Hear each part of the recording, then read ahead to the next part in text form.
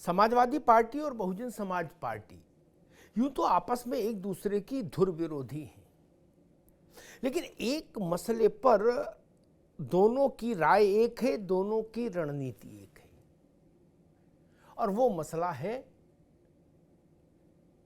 जातिगत जनगणना का प्रश्न, वो मसला है जात की राजनीति, और वो मसला है ओबीसी के अधिकारों की वकालत करने वाली राजनीति।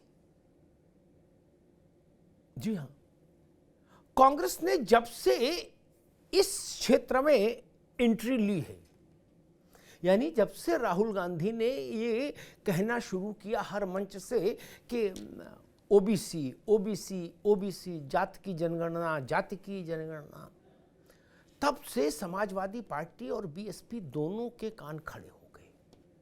बीएसपी हालांकि आईएनडीआईए का हिस्सा नहीं है, लेकिन उसकी भी राजनीति की धुरी वही जातीय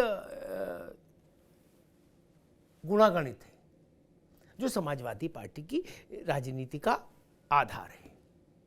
अब उस पर अगर कांग्रेस अपना झंडा लगाना चाहे तो ये बात इन दोनों दलों को कैसे पचेगी? अखिलेश यादव आईएनडीआईए में है, लेकिन फिर भी उनको ये मंजूर नहीं कि कांग्रेस ओबीसी की चैंपियन हो जाए। उनको ये भी मंजूर नहीं कि कांग्रेस जाति की गिनती कराने की मांग करे। स्वाभाविक है, जब कांग्रेस मांग करेगी तो उसकी मांग सपा और बसपा की मांग से बड़ी हो जाती है, क्योंकि वो राष्ट्रीय पार्टी है। कुछ राज्यों में उसकी सरकार है, पुरानी बड़ी विशाल पार्टी है। कल मायावती जी मध्य प्रदेश में थी एक रैली में। कल संयोग की बात, दोनों ही लोग मध्य प्रदेश में थे, मायावती भी और अखिलेश यादव भी। मायावती ने कहा कि जाति आधारित जनगणना कराने की मांग करना का हक कांग्रेस को नहीं है। इतने वर्षों तक सरकार में रही, खुद क्यों नहीं कराई? और एक बार जब गिनती हुई भी तो उसके आंकड़े नहीं बताए कांग्रेस ने। और मंडल और कालेलकर, दो कमीशनों की रिपोर्ट पिछड़ों के हितों को लेकर जो आई, उनको कांग्रेस ने ठंडे बस्ते में डाले रखा। मंडल की रिपोर्ट तब लागू हुई जब कांग्रेस सत्ता से गई। इसलिए कांग्रेस को यह नैतिक अधिकार हासिल नहीं है कि वो पिछड़ों की राजनीति की चैंपियन बनने की कोशिश करे।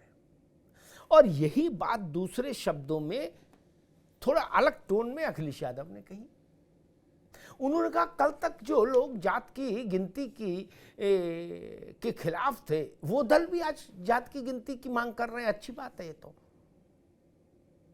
कल तक जो लोग पिछड़ों के हक के खिलाफ थे, वो भी पिछड़ों की बात कर रहे हैं, ये तो अच्छी बात है।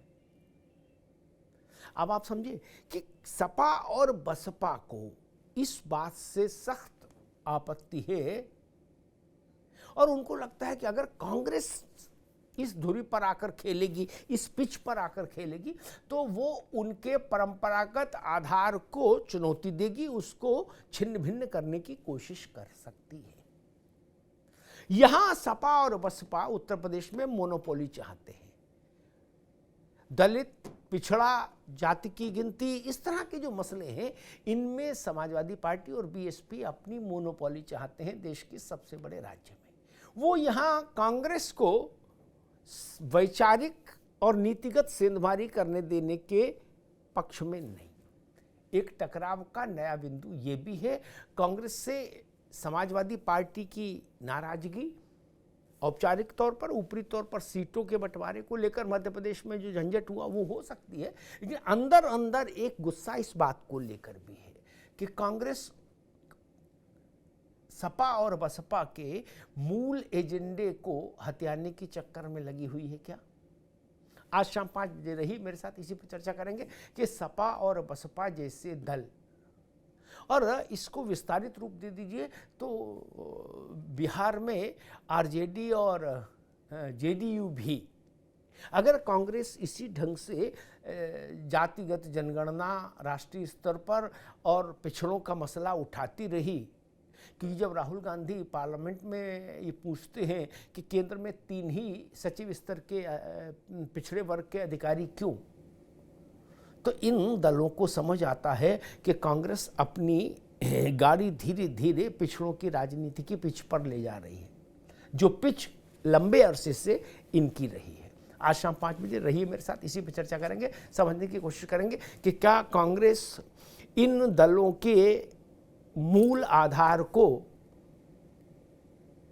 खाने की कोशिश कर रही है, क्या कांग्रेस इन दलों के मूल जनाधार पर अपना जाल फेंक रही है।